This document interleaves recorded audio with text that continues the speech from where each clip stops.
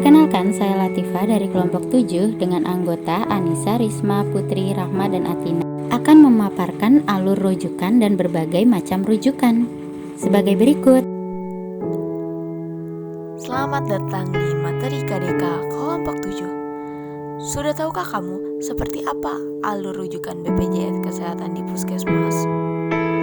Pertama, untuk pasien peserta BPJS Kesehatan yang belum pernah melakukan rujukan, harus melakukan pendaftaran di loket pendaftaran dengan menunjukkan kartu BPJS, KK, KTP, serta kartu berobat pasien lama. Sedangkan untuk pasien rujukan ulang, pasien melakukan pendaftaran di loket pendaftaran dengan menunjukkan kartu BPJS, Jamkesda, KK, atau KTP, dan batu berobat untuk pasien lama, serta surat keterangan diagnosa atau surat perintah kontrol dari rumah sakit.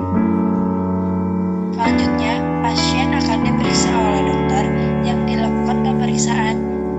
Jika tidak dapat teratasi di puskesmas dan perlu penanganan lebih lanjut, maka pasien akan dirujuk ke rumah sakit setempat. Untuk pasien Jamkesda, setelah mendapatkan surat rujukan dari puskesmas, silakan datang ke Dinas Kesehatan rumah sakit yang menerima rujukan.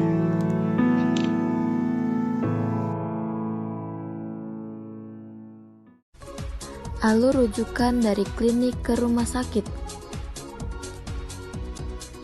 Alur rujuk klinik ke rumah sakit. Pelayanan kesehatan tingkat pertama Vaskes primer ada puskesmas, dokter keluarga, klinik swasta, klinik TNI Polri. Dibagi menjadi 3, Vaskes primer atau klinik swasta. Rujukan ke rumah sakit pemerintahan tipe C. Lalu rujukan ke rumah sakit pemerintahan tipe B. Selanjutnya rujukan ke rumah sakit pemerintahan tipe A. Selanjutnya rujukan ke rumah sakit khusus.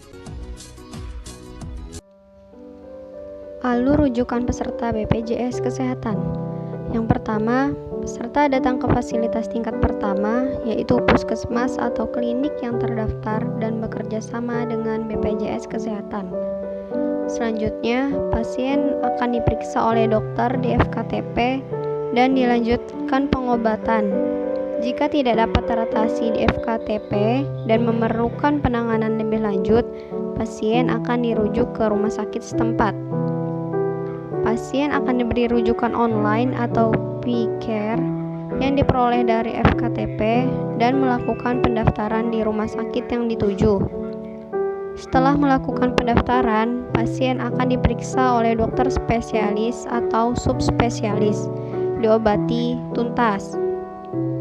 Jika tidak tuntas, maka peserta akan memperoleh SKD, yaitu surat keterangan dokter.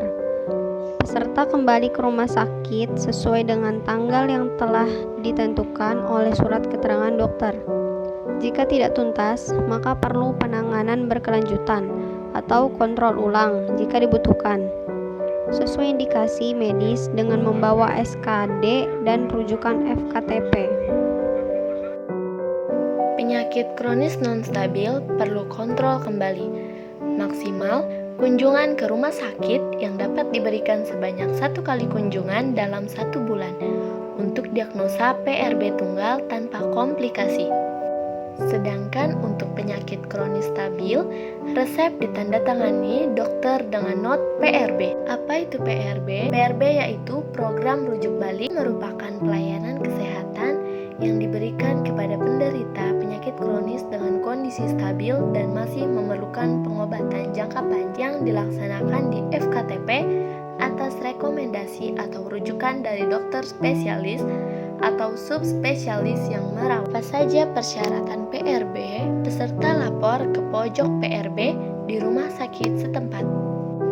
Kedua, peserta menunjukkan kartu JKN, KIS, atau SAP, yaitu surat eligibilitas peserta. Ketiga, fotokopi resep dokter dan surat rujuk balik. Jika semua syarat sudah lengkap, peserta akan mendapatkan formulir pendaftaran dan rujuk balik. Peserta dievaluasi oleh dokter FKTP dan diberikan pengantar untuk berobat di rumah sakit. Peserta akan dirujuk ke rumah sakit setempat. Rujukan FKTP berlaku 3 bulan setelah terbit. Apa saja fasilitas yang diperoleh sebagai peserta PRB?